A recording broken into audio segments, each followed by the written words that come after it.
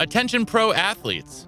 Want to secure your financial legacy and thrive off the field? Oakbridge Wealth Management, led by wealth manager Chris Anicetti, is your dedicated financial planning ally. But don't take it from me. Take it from the Dallas Cowboys' Tyler Biadasz. He says, Chris set goals financially and has been incredibly impactful in my journey in the NFL. Experience our customized, comprehensive approach, trusted by top NFL players. Don't leave your financial success to chance. Connect with Chris on Instagram at OakbridgeWM_Anicetti.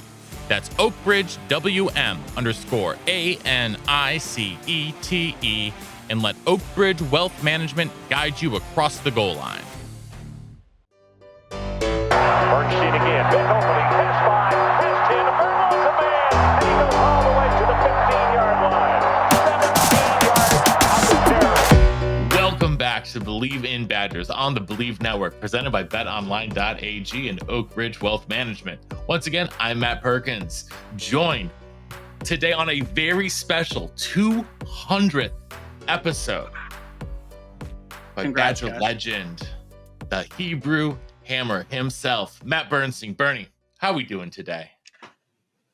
It's a holiday times 200, actually. This is amazing, wow. Clint, we're so glad you're here for our 200th. Dude, it's super exciting. Like, I love breaking down these films and pumping these dudes up. It makes me so happy just to think about, like, maybe getting all the linebackers in the fishbowl. It's getting me amped. If you were listening last time, like, we're pumping up Wandos. But, dude, it's super exciting, man. 200. Who would have thought, Matt Perkins? We just started by just having one interview. Yeah. One interview, just you and me, baby. Just you. Let's and me. thank everyone who listens, man. I appreciate everyone who listens. Thank you. Thank you for everybody. Everyone also for following us on Instagram. We topped 1,000 followers like 2 days ago here on Instagram. So we are growing. We're getting Even there. Old people can do it.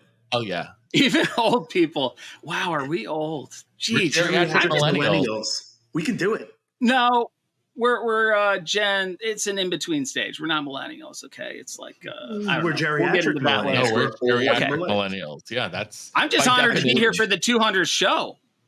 As are we. We're honored to have you, and we are also honored to be brought to you by BetOnline.ag, where they continue to be your number one source for all of your online sports wagering needs. You name it, they've got it over there at BetOnline. Head on over to the website or use your mobile device to sign up today and receive a 50% welcome bonus on your first deposit with our promo code BELIEVE. That's BLEAV, BetOnline, where the game starts.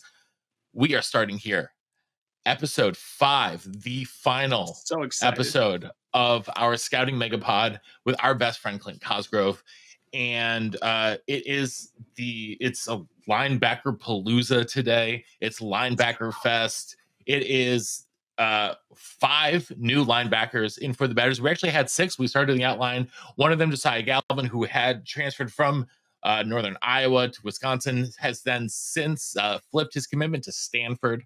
So we are here with 5. I mean, listen, I will. Okay, tangents aside, I only applied to 2 colleges. I only applied to Stanford and Wisconsin, and I didn't get into Stanford. So my decision was made for me very early on in my senior year of high school. It made my senior year fantastic. Nonetheless, I will never blame anyone for going to Stanford. I also will not blame anyone from leaving Syracuse, because I lived in upstate Western New York for 10 years. And yeah, not the best climate of places. Madison, much nicer. I hope that our first guy here, Leon Lowry, thinks so, because he is an impact edge rusher, Clint, who has already spent time in the 3-3-5, and I think it's can do some serious damage. Yeah, I mean, this is amazing. Like, this is maybe one of my, I mean, you never know until it's on the field, but this might be one of my favorite pickups, because, you know, one of the biggest glaring deficiencies on the defense was the speed and they played hard, but the speed and physical gifts of the linebacker crew when you saw him play against LSU. This guy's got the speed, he's got the size, and he played in the 3-3-5 under Rocky Long. He is a perfect schematic fit. Rocky Long is like the 3-3-5. Okay. So he was taught by one of the architects of the defense. This guy can run, he can hit, he can disrupt, he can take your girlfriend, he's going to get you in the backfield, he can rush the passer, and the motor. You'll love the way he plays. This guy is never out of a play. He can be on the other side of the field and he's going to chase you down. He's going to come with bad intentions. He's physical. There's just so much to like about him, because to have guys with motors that have played downs of big time college football, that can put their hand in the ground, but that can also stand up, that can play sideline to sideline, that understand the scheme already. It doesn't get bigger than this for a defense. And I feel like I'm saying that a lot, but they did a great job getting glaring deficiencies. He's an immediate upgrade at the position. To me, just from watching the limited film that I've watched, and I don't know all of the specifics, how he tests out, everything like that. But to me, he looks like an NFL player all day. This is the type of player you need. And I can't say enough about the motor. Just the way you see him, look at him come across to take your soul across. He just wants to take it from you. He wants to take the ball. He wants to take your soul, wants to take your girlfriend. I love this kid. He's going to be an immediate impact player. He makes a difference on the defense day one. I mean, just have 2 years. The guy who has 2 years left, who I think he's immediate. The motor's huge for us. He's not the typical dude we've seen in the past. I don't even know who he compares to. 6'4", 240. Like, that's a monster. I don't even know who he compares to, but it's like Erasmus James. He looks like a little bit, maybe like a skinnier Erasmus, and probably can obviously flow, right and left a little bit, like side to side, silent. But man, this guy's going to be exciting, and we need somebody who is just going to get home. And he looks like, and again, I love dudes who hustle to the other side of the field. I don't know. I'm excited about this kid because we need it. Yeah, and I'm still close to a lot of people in Western New York who are Syracuse fans and are very sad to see him go. I can imagine. He was one of the few highlights on that defense last year, and teams were scheming around him. So his stats had been a little bit deflated, and he still excelled and has 2 years of eligibility left. And I imagine he's going to come in and be an immediate starter. He is just with the combination of athleticism, positional fit, scheme fit, and just need for disruptors. He's going to be in there. But I think that one of the common themes, Clint, actually you and I talked about before we even signed on here, was that a lot of these linebackers are very position. You can swap positions with them. Like all these guys you could see them all lining up at outside one, as an edge rusher, playing, somewhere in the middle of the field as middle linebacker, etc. And so I think that all these guys have that position versatility. I think that Lowry himself is probably the most true edge of any of them. But John Pius, who is our next guy, who was an FCS All-American, from William and Mary. He's got 1 year of eligibility left, and he is someone who he comes with power, and just like out of all I don't want to be tackled by any of these guys. Don't get me wrong. Like please no, but out of all of them, I am most scared to get tackled by John Pius because it really looks like it hurts. Like it really, really looks like it hurts, Clint. This guy delivers a blow. He runs through the ball carrier. Another guy who plays with a high motor. He can play in space. He can tackle in space. He can rush the passer. And we talk about that position versatility. I feel like guys were almost kind of robots. Some guys were still developing. This guy brings a presence that you didn't have last year. I could see him lining up literally anywhere on that second level. I haven't seen too much of him, his man coverage ability, but I think he gives you schematic versatility where you don't have to sub him all the time. He can at least play zone coverage, curl flat, carry a tight end, but he can also rush the passer. He didn't even have great pad level there, and he's butting a guy up and stands him still. And people don't realize William and Mary, that's some good football. Okay, there's good coaching going on there. There's good players there. And if you're an FCS All-American, you might be a better football player. You might not have the physical skill set and gifts as a Power 5 All-American, but you might be a better football player as an FCS All-American than some of these guys who are just gifted differently. Now, he has physical gifts. I'm not sure what he was like coming out of high school, but I like what I see now. And he has just a lot of, tools in his toolkit. You see him come off the edge there. I don't know if he'll be used or be as lethal of an edge rusher as the last guy we watched from out east. But this guy's going to be very productive. And again, you go back to the motor, you go back to that physical presence, and Wisconsin football is about delivering a blow. I remember after games, like you talked to Michigan, and actually Matt Sheldon, he was up in Minocqua at the lake house. He stayed over the other night. He's with the Raiders now. And he was talking about, Tom Brady would come down and meet with them sometimes. And he said he was 3-17 against Tom Brady. And Tom Brady always beat us at Wisconsin. And, he talked about, he's like, we couldn't beat you at Wisconsin. And Tom Brady said, Wisconsin was the toughest defense that I ever played against. He's like, it hurt. You didn't want to play against it. They meant business. And this is the type of player that is. He brings that Jeff Mack-like mentality, like, we're going to impose our will. You're going to feel it. And even if you beat us, you're going to have trouble walking to the bus.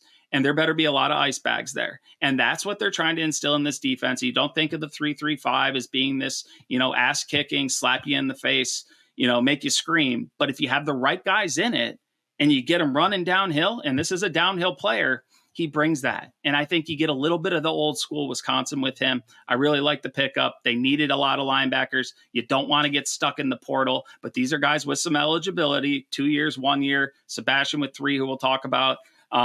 You're bringing in a little bit of everything, but you needed immediate upgrades because the product on the field, the fans weren't happy with, and they would get pissed if you didn't fix it. And they found a way to fix it. And there are guys in the building now who are capable of making this team better. Just from the film, he looks like an Alex Lewis type with a Brandon Williams mentality. Like, he's flexing over dudes. He's pumped when he makes a play.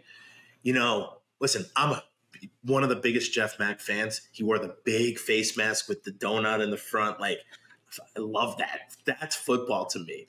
But Jeff Mack would literally crush you and jog back to the huddle. Like, yeah, he probably talked a little bit of smack here and there.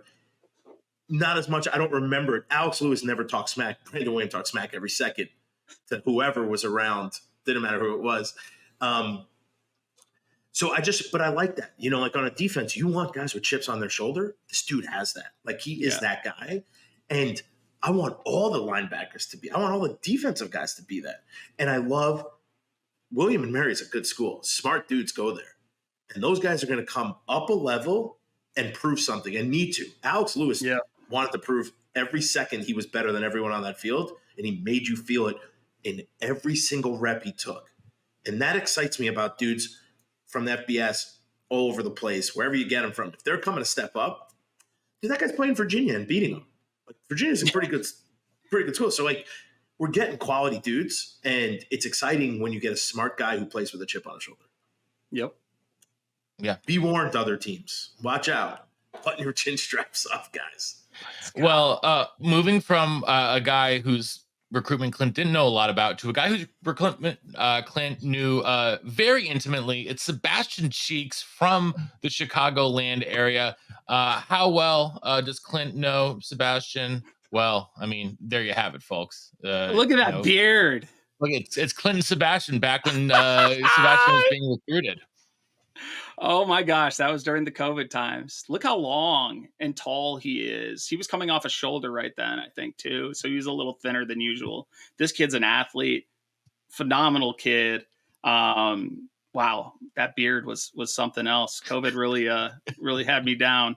I know a lot about Sebastian. Probably seen him play, whether it be practice, workouts. I was probably at this game. I probably seen him 10, 15 times in high school. Very, very highly recruited because of his physical gifts. And he's a smart kid and he's a phenomenal kid. Look at him trigger and run and adjust on the run. So that, that quarterback was like scared for his life, as he should be. And he changed up his pass. So when you're going full speed and you're able to change direction and mirror the guy moving, who you're reacting to without any wasted movement, that's what we call fluid, and that's what we call a ball player. This kid has so many physical gifts. He can play offense. He can play running back. I don't know what happened at North Carolina. I know he was coming off that shoulder, but you want to talk about physical gifts and ability. Like, this is a kid who has every tool to play and start on Sundays and be a mid to high round draft pick if he pans out, if he stays healthy. Okay. He's the complete package. He can play in space. He can cover you. I think he's going to play middle linebacker. You said, Perko? Mm-hmm. Yeah. Yeah. And he's got 3 years in front of him, but he has that versatility where he could play outside as well. He's got a frame to add plenty of weight. As you could see in that picture, he was probably 220 pounds and looks like he's 185 pounds there. My dad was at LSU at the time. They were big on him, wanted him. This guy was recruited by everybody, and he's a different caliber of player than we've probably had at linebacker at Wisconsin in a while, just because he can play in space, he can rush the passer, and he's a sideline to sideline guy. As he puts on that mask, he's going to come down and thump you too. And he's a nice kid. When you see him take the soul out of somebody, you're like, how does such a nice kid do that? He flips a switch on the football field. We connected when he committed to Wisconsin and just, exchanged messages, but he's fired up, and, he might not have to play right away, but he's going to be a difference maker when everything comes together. This kid is one to get excited about. He has every bit of the ability and mentality to be a big-time NFL player. Clint, you said enough for both of us. All I'm going to say do. No, it's perfect. The 3 guys we've seen are quick twitch dudes. Like, they are fast. They are physical. They don't seem like the typical inside linebackers you see. They seem extremely versatile, and I think that's the 3-3, right? You're not going to put the 250 middle linebacker out there anymore. You're going to have dudes who can run sideline to sideline, make plays, make people miss, and just that you can see.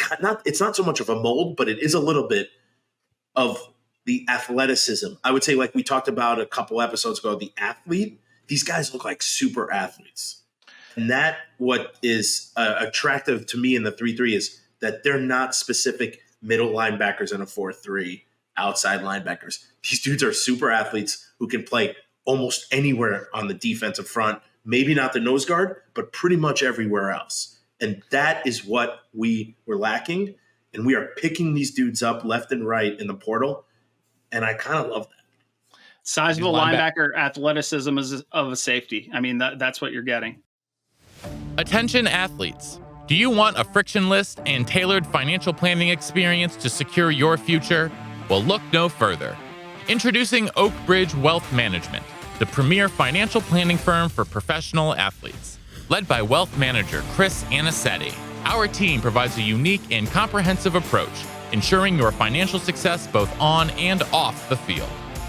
We understand the unique challenges you face as a professional athlete, from managing cash flow habits to planning major business purchases and navigating complex contracts. That's why we've developed a proven process, working closely with our strategic partners to provide seamless solutions for your unique financial journey. Our services evolve with your career, offering short, mid, and long-term goal setting, portfolio optimization, real estate investments, and more. As you transition to life beyond the field, we support you with career development and philanthropic ventures. But don't just take our word for it. Top NFL players like Chase Boulier, Tyler Biadasz, Alec Ingold, and more trust Oak Bridge Wealth Management to guide them towards financial success. Troy Dye of the Minnesota Vikings says, "I really love the work that Chris and the rest of the Oak Bridge group do. I especially like the honesty and transparency when it comes to setting up financial goals and plans that best fit my needs and situation. It's time to elevate your financial game plan. Connect with Chris on Instagram at OakBridgeWM_Anicetti. That's OakBridgeWM_ANICETE. And join the winning team." The linebacker room is a Midwest mic free zone. There are no Midwest mics allowed anymore. Sorry, it is a new age. And speaking of that, though, we've got the guy who's the size of a Midwest mic, but plays a lot faster. Gets like one. Arkansas transfer, who before Arkansas was with Luke Fickell at Cincinnati. It's Jaheim Thomas, who is he can get after it, Clint. Yeah, I mean, extremely productive. What was he? A top 4 tackler in the SEC. This is a physical, athletic brand of football. We saw what it looked like, that LSU team, even though they weren't at full strength. Like, the dudes look different. I've told this on this show or other shows. People have heard me say it before. I remember going down to see my dad at LSU and walking on that field, and I was like, these guys just look different. He's in that mold, and he's done it at the highest level against the biggest and best athletes. You see it right there, running through, creating havoc, physically gifted. He's a smart, heady player. His block destruction is phenomenal. Okay. He can run through you. He can make you miss. I love how he comes to balance in space. And then his short, condensed explosiveness, so he can stop his feet almost. I mean, he's always staying square and keeping his feet moving, but he's able to explode out of that square stance and make a play. And then he's such a sure tackler. If he gets his hand on you, he's getting you down. He brings a lot of versatility as well. You know, these guys, especially inside, outside, it doesn't matter what it is. You're bringing a fourth rusher. It can be the safety. It can be anybody. You're usually bringing a fourth rusher, and he's a guy that can work those inside games. He can come off the edge. I just love it. And you look at the production. The guy's produced at the closest thing to the NFL that we have in college football, and he's produced at a high level at a place that plays a physical brand of football. You have to love this. He's got a lot of snaps under his belt, and he's going to take a lot more, and he's going to hit you. So he comes downhill. This is, he's not as fast as maybe a Sebastian Cheeks, but he's probably as complete of a guy as we're going to find.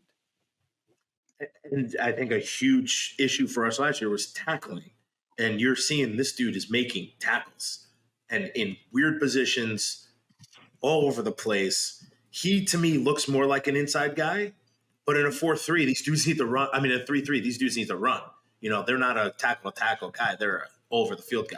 So that excites me. But the tackling ability of just being able to be in the right spot, defeat blockers, and make tackles is huge. Yeah, I mean, he had 90 tackles this past season with 3.5 sacks, 2 passes defensed. I mean, he played in every game for Arkansas, played in every game this season before, had 70 tackles. I mean, he is productive at a very high level, and he is, before he was at Arkansas, he had 70 tackles the year before at Cincinnati. My bad. Nonetheless, highly productive at a high level, and should come in and, be projected to be a starter immediately.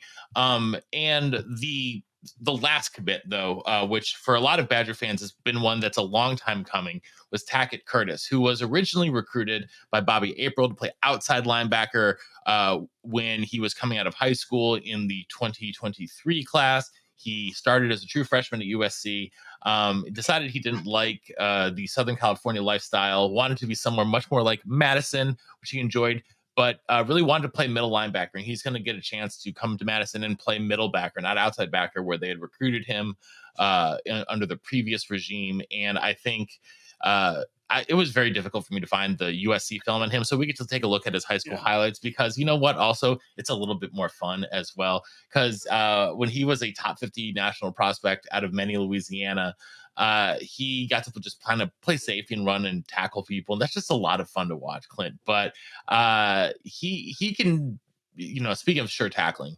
this kid's a sure tackler and just a tackling machine in general. He wants to hurt you. So this kid played safety in high school, as you're going to see. And the way he comes down, just watch these hits. Okay. You talk about trying to set the tone. Like, there goes your neck. There goes your future. I'm taking that from you because I'm more physical than you, and I love football. Look at this. I mean, exploding. I mean, guys fly off of him. He didn't even have to wrap guys up because he just buckles them. So then you look at his ability to play in space as a guy who can just be an absolute physical monster. I mean, he's going to a place that actually wants to play defense. He was at a place where they just wanted to get the defenders off the field before so the offense could score some more points.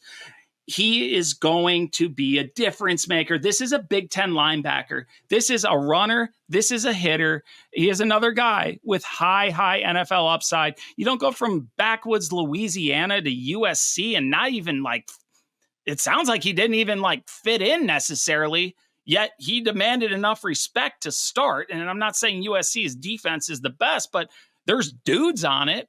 And he was one of those dudes. And he's going to come in and he's going to play and he's going to make plays. And he loves football. This kid loves football. And he takes it the hard way. I'm telling you, he wants to feel the pain. He wants to bring the pain. He is so technically sound, so physically gifted, sees the field well, diagnoses plays, short area quickness, long speed. I love the kid. This Dude, he's kid playing linebacker at 7 yards. Like he's a rover. well, he's at like safety. he is. Yeah. I mean, he's at safety. Well, he plays Also the whole at linebacker. field. Look, he's 7 yards. I mean, he's playing linebacker, which I like because he's literally just going to take 2 steps forward, and that's where he's going to line up now. But the speed, again, this is an athlete to me. You know, Look like he's look at him. He's 7 yards off the ball, and he's coming downhill, and he's making tackles, and he's just going to line up 2 yards closer.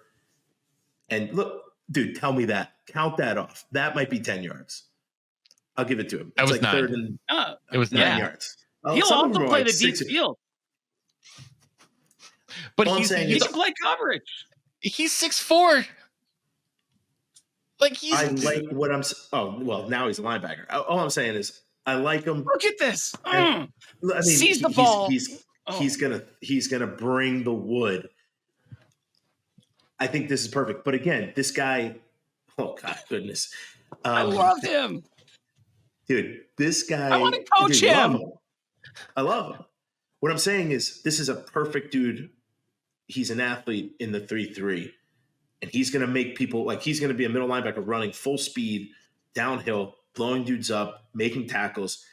All these guys have these like athletic, I don't know, appeal that is just a little different than each other, but they all can do so many different versatile things, which I think is exactly, do we want guys who are going to stand up, be a D end? You know, we want, the only one we don't really need is a big nose guard. But the rest of these dudes can all be on the field at once. That's what is different, right? Like, same with the offense. We can be in 13 personnel. You can bring dudes in 3rd and 15. You're not going to see 3 fat guys on them. Sorry, I'm a fat guy, so I can say it. You're not going to see 3 fat guys. You're going to see all these dudes, right? You're going to see these guys we're talking about right now. How do you block? You don't have Joe Thomas out there in every position. You can't block him. So we're going to see things that are up-tempoed. We're going to beat dudes with athletes, which Wisconsin's not really known for. And we're going to run side to side, and you're going to see dudes bringing the pain. And as we talked with, that was what we were. We were lunch pail, physical dudes. But I think somewhere along the line, like a lot of that was lost. Not saying a lot of it, but some of it was lost. And I think we're bringing that back. And I don't think Fick, and we know Brady Collins, like these dudes aren't messing around when it comes to like physical ability and physicalness mentally, going out there and trying to like literally take someone's soul. I think that's coming back. And from what I'm seeing from these dudes, it's coming back quick. And that's what I think is attractive for the transfer portal. But those guys are going to build that culture, and it's going to shed off onto these young guys that we're bringing in. So now we're going to build this culture back up from the ground. You know, Hunter Woller's there. We got dudes there who are going to build this and not let dudes skate. And then you get a guy like Alex Lewis who comes in, and he's already now playing at the highest tempo because he knows it. Dude, like I'm always high on the Badgers, literally higher than I could ever be. That could be the subtitle of this podcast: "Believe in Badgers, high on the Badgers." High on the Badgers. This is what Michigan and Ohio State's playing with at linebacker. Just to be frank, right? That's what they are playing. I wake up high on the Badgers. I go to sleep high on them. Oh no! And you're high on them every second in between. Every second, I sleep high on them. So I don't know what else to say. It's just it's really exciting, and I'm more excited to see how these guys come in and go to spring ball and see what happens. Yeah. Yeah. and then then we start playing. Like, some of these dudes got a lot to prove, and I love that. Yeah, I mean, if you can't tell, I'm pretty freaking excited about it. Excited about the way everything is going here for the Badgers. So, with that, I think we've lost Clint to some technical difficulties, which is a damn shame. Quite frankly, hopefully we can get him back here in just a moment. But Bernie, this has been a lot of fun. It's been a lot of fun to be 200 episodes, man. Crazy. Good Congrats, times. Matt Perkins. Well, thank you. Congrats, Matt Bernstein. It's been a blast. It's the best, man. It's the best. So yeah, parts 4 and 5, and we are back with more interviews coming out next week, the weeks following, and ad infinitum. I don't know, ad infinitum. I don't know my Latin. I only speak French. So either way, doesn't matter. That is going to do it for us here today on Believe in Badgers on the Believe Network, presented by betonline.ag and Oak Ridge Wealth Management. Thanks for tuning in, and until next time, on Wisconsin. Thanks everyone for listening.